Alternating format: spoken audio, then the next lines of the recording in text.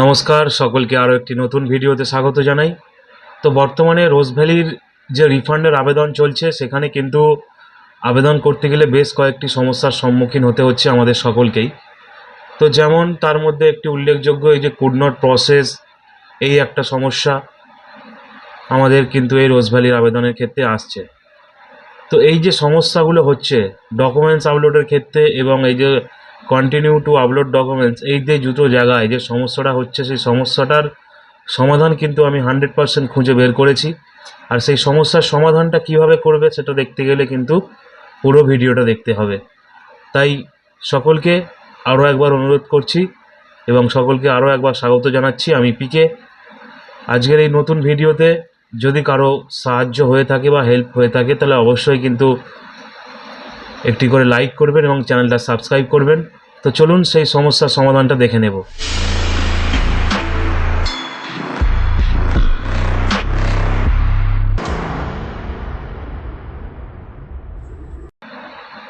রোজভ্যালির যে রিফান্ডের আবেদন পদ্ধতি তার সমস্ত ডিটেলস কিন্তু আমার আগের ভিডিওতে দেওয়া রয়েছে। সম্পূর্ণ একটা পদ্ধতি, কিন্তু বর্তমান সময়েতে আমাদের কিন্তু কিছু সমস্যার সম্মুখীন হতে হচ্ছে এই ডকুমেন্টস আপলোড ক্ষেত্রে এবং সাবমিট করার ক্ষেত্রে। তো এই ডকুমেন্টস আপলোড বা সাবমিট কিভাবে করবে তার একটা ট্রিক্স কিন্তু আজকে আমি দেখাবো। তো বলে রাখি, যেমনভাবে ফর্মটা ফিল আপ করতে হয় ঠিক সেইভাবেই ফর্মটা ফিল আপ করবে। সকলকে আরও একবার অনুরোধ করবো, যদি ফর্ম ফিল আপের ভিডিও দেখতে চাও ডেসক্রিপশান বক্সে লিঙ্ক দেওয়া থাকবে এবং আমার চ্যানেলে গিয়েও দেখে আসতে পারো। তো আমরা যেভাবে ফর্মটা ফিল আপ করেছি সেইভাবেই আমরা ফর্মটা ফিল আপ করবো এবং এইখানে যে ডকুমেন্টসগুলো দিতে বলছে বা ডিটেলসগুলো দিতে বলছে তার একটা সংক্ষিপ্ত বর্ণনা আমি দিয়ে রাখছি। প্রথমে কিন্তু সার্টিফিকেট নাম্বার, তারপরে সার্টিফিকেট কার নামে আছে সেটা দিতে হবে এবং তারপরে কবে সেটা শুরু হয়েছিল এবং কত টাকা অ্যামাউন্ট সে জমা দিয়েছে সেটা লিখবে। লেখার পরে ডেট অফ ম্যাচুরিটি কবে হয়েছিল সেটাও কিন্তু সমস্ত তারা সার্টিফিকেটে পেয়ে যাবে এবং টাকা যেহেতু কোনো কিছু রিটার্ন পায়নি সেই ঘরটা জিরো। এইভাবে কিন্তু দিতে হবে সমস্ত ডিটেলসগুলো এবং লাস্টের ঘরে ম্যাচুরিটির যে সংখ্যাটা, অর্থাৎ ম্যাচুরিটিতে কত টাকা হতো সেটা কিন্তু শেষ ঘরেতে দিতে হবে। তো এই যে সমস্যাটা হচ্ছিলো, এই সমস্যাটা তোমাদেরকে কিন্তু কন্টিনিউ ক্লিক করে যেতে হবে। কন্টিনিউ ক্লিক করে যেতে যেতে যেতে যেতে কিন্তু একটা সাবমিট সাকসেসফুল বলে একটা অপশান কিন্তু এখানে দেখতে তোমরা পাবে। তো এই যে এই জায়গাটায় কিছুক্ষণ কন্টিনিউ করে যাওয়ার পরেই কিন্তু একটা অপশান আসবে, দেখতে পাবে যে সার্টিফিকেট অলরেডি ইউজ বা সার্টিফিকেট অলরেডি এক্সিস্টস। সেটা আমি এখনই দেখিয়ে দিচ্ছি ঠিক লেখাটা কীরকম দেখাবে। তো এই গেল প্রথম স্টেপ। এটা কিন্তু কন্টিনিউ কিছুক্ষণ করার পরে তোমরা কিন্তু আপলোড সার্টিফিকেট যে অপশানটা আছে তার পাশেই যে ইনভেস্টর অপশানটা আছে ওখানে গিয়ে কিন্তু পরবর্তী পর্যায়ে যাওয়া যাবে। তো আমি সেটাও গিয়ে দেখাবো। কন্টিনিউ এটা ক্লিক করার পরেই কিন্তু আমাকে দেখিয়ে দিয়েছে যে সার্টিফিকেটটা অলরেডি ইস্যু হয়ে গেছে। তার মানে আমাকে পরের স্টেজে যাওয়ার জন্য কিন্তু একটা সুযোগ চলে এসেছে বা পরের স্টেজে কিন্তু আমি যেতে পারবই। এইভাবেই কিন্তু একটা ট্রিক্স কাজ করবে। কন্টিনিউ এটা ক্লিক করে যেতে হবে, কিছুক্ষণের মধ্যেই কিন্তু এটা সাকসেসফুলি সাবমিট বলে একটা অপশান দেখাবে। বা তোমরা চাইলে কিন্তু এই পেজটা কেটে দিয়ে লগ ইন করে নতুন করে আবেদন করলে কিন্তু কাজটা আরও তাড়াতাড়ি সাকসেসফুল হবে।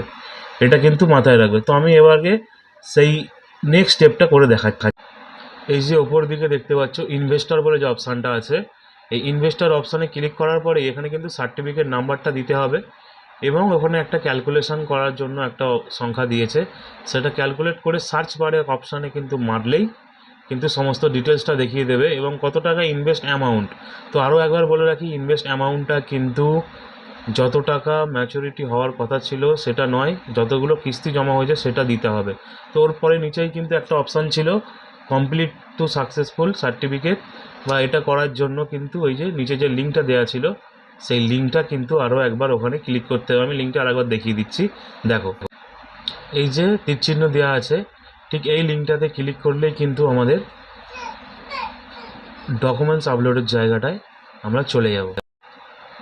তো দেখতে পাচ্ছ যেগুলো আমরা আগে ফিল আপ করেছিলাম সেই সমস্ত ডিটেলস কিন্তু এখানে ফিল করা আছে। আমাদেরকে শুধুমাত্র এখানেতে ডকুমেন্টসগুলো আপলোড করে দিতে হবে। তো ডকুমেন্টসগুলো আমাদেরকে কী কী আপলোড করতে হবে?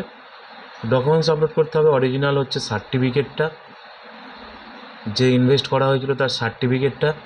দ্বিতীয় অপশানে কিন্তু অ্যাকনোলেজমেন্ট স্লিপ যদি থাকে এবং সার্টিফিকেট যদি না থাকে, এই দুটো একটু বুঝে নিতে হবে। এবং লাগছে আধার কার্ড দুটো জায়গায় আধার কার্ড আপলোড করে দিতে পারবে এবং ব্যাংকের পাসবই এবং একটা ক্যান্সেল চেক, এটা কিন্তু দিতেই হবে, এই দুটো ডকুমেন্টস। তো এখানে মেন ট্রিক্সটা এবার বলে দিই। ডকুমেন্টস আপলোড করার সময় যখন আপলোডের পাশে ক্রস চিহ্ন পড়ছে বা ডকুমেন্টস আপলোড হচ্ছে না, সেই মুহূর্তে কি করতে হবে না, সেই মুহূর্তে আমাদেরকে কিন্তু এখানে ডকুমেন্টস দুটো তিনটে আপলোড করে দিতে হবে। ক্রস চিহ্ন থাকুক, কোনো অসুবিধা নেই। এই পেজটা বাদ দিয়ে আমরা এবার অন্য পেজে কাজ করব। কিছুক্ষণ পরে কিন্তু ফিরে আসলেই আমাদের ডকুমেন্টসগুলো আপলোড হলো। তো এবার দেখতে পাচ্ছ আমি কিন্তু যখন আমাকে আপলোডের পাশে ক্রস চিহ্ন দেখাচ্ছিল, আমি কিন্তু সেই মুহূর্তে পেজটাকে আমি কাটিনি, একটা অন্য ব্রাউজার খুলে অন্য কিছু কাজ করে প্রায় 5 থেকে 7 মিনিট পরে কিন্তু আমি আবার এই পেজে পুনরায় ফিরে এসেছি।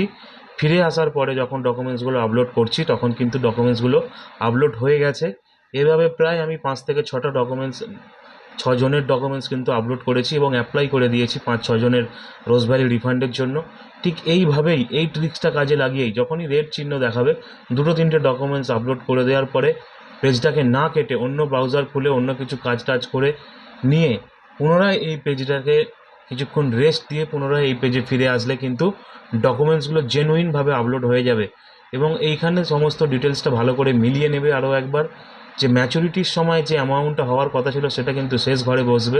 সমস্ত ডিটেলসটা চেক করে নিয়ে দেখতে পাচ্ছ আমার কিন্তু ডকুমেন্টস সব আপলোড হয়ে গেছে। এই মুহূর্তে আমি কিন্তু সাবমিট বলে যে অপশানটা আছে, এই সাবমিট অপশানটায় কিন্তু ক্লিক করে দেবো। তো দেখতে পাচ্ছ সাবমিট অপশানটা ক্লিক করে দেওয়ার আগে আরও একবার ভালো করে মিলিয়ে দেখে নিলাম। তো সাবমিটটা ক্লিক করে দেওয়ার পরে একটুখানি অপেক্ষা করতে হবে। তো অপেক্ষা করার এখানে কিছুই নেই, আর একটুখানি জাস্ট অপেক্ষা করার পরেই কিন্তু ডকুমেন্টসটা আপলোড হয়ে যাবে। একবার মাত্র ওয়েট ডকুমেন্টস আপলোড করে দেওয়ার পরেই কিন্তু ডকুমেন্টসটা সাকসেসফুলি আপলোড হয়ে যায়। তোমরা দেখতে পেলে কীভাবে ডকুমেন্টসটা আমি আপলোড করে অ্যাপ্লিকেশানটা সাবমিট করে দিয়েছি। দেখতে পাচ্ছ ডকুমেন্টস আপলোড সাকসেসফুলি। তো আমার অ্যাপ্লিকেশানটা কিন্তু জমা হয়ে গেছে। তো এই যে অ্যাপ্লিকেশানটা জমা হয়ে গেল, তার ডিটেলসটা আমি কিভাবে চেক করব? তো আমাকে সেই ইনভেস্টর বলে যে অপশানটা আছে সেখানে কিন্তু পুনরায় আমাকে যেতে হবে। আমি কিন্তু এটা লাইভ করে দেখালাম। তো এরপর আমার ডকুমেন্টসগুলো যে সাবমিট হয়েছে বা অ্যাপ্লিকেশানটা যে সাবমিট হয়েছে সেটা দেখার জন্য কিন্তু আমাকে একটুখানি আরও একটা কাজ করতে হবে, যে কিভাবে আমার ডকুমেন্টসটা সাবমিট হয়েছে কি না, সেটা কী স্ট্যান্ডার্ডে আছে বা কোন পর্যায়ে আছে সেটা দেখার জন্য কিন্তু আমাকে ইনভেস্টর বলে যে অপশানটা আছে, দেখতে পাচ্ছ যে ইনভেস্টর অপশানটাতে কিন্তু ক্লিক করতে হবে। তো ইনভেস্টর অপশানটা ক্লিক করার পরেই কিন্তু এখানে সার্টিফিকেট নাম্বারটা দিতে হবে এবং এখানে যে ক্যালকুলেশানটা করতে বলা হয়েছে সেই ক্যালকুলেশানটা করে সার্চ বলে যে অপশানটা আসবে সেখানে কিন্তু ক্লিক করলেই আমার কিন্তু স্ট্যাটাসটা আমি দেখতে পেয়ে যাব এবং আমি পেয়ে যাব একটি অ্যাকনলেজমেন্ট নাম্বার। তো ঠিক এইভাবেই কিন্তু তোমরা ট্রিক্সটাকে কাজে লাগাবে যেরকমভাবে ভিডিওতে বলা হয়েছে। আর যদি এই ভিডিওটা দেখে অবশ্যই কোনো কাজ হয়ে থাকে, সাহায্য হয়ে থাকে, অবশ্যই একটি করে লাইক করবে এবং চ্যানেল নতুন হলে চ্যানেলটা সাবস্ক্রাইব করতে ভুলবে না।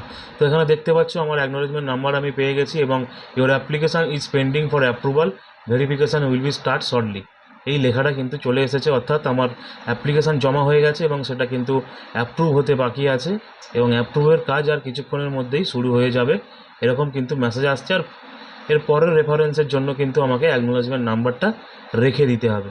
তো এই ভিডিওটা কেমন লাগলো অবশ্যই সকলে জানাবে। আর যদি কোথাও ট্রিক্সে কোনো অসুবিধা হয় অবশ্যই কিন্তু কমেন্ট করতে ভুলবে না। সকলে ভালো থাকবে, সুস্থ থাকবে। দেখা হবে আরও একটি নতুন ভিডিওতে। Tata, bye bye.